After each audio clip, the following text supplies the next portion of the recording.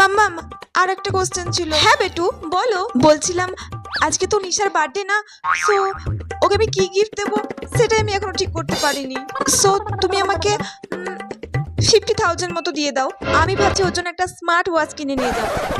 বেটু, তুমি মাত্র 50,000 টাকা দিয়ে তোমার বেস্ট ফ্রেন্ডকে তুমি একটা শুধুমাত্র স্মার্ট ওয়াচ দেবে? ও মাই গড, এই জন্য আমার তোমার প্রতি খুব রাগ হয়। আমাদের একটা স্ট্যান্ডার্ড আছে তো নাকি? তোমাকে স্মার্ট ওয়াচ দিতে হবে না। ও মম, স্মার্ট ওয়াচ দেবো না, তাহলে কি দেবো? তুমি নিশাকে ডায়মন্ড ওয়াচ দিয়ে দাও।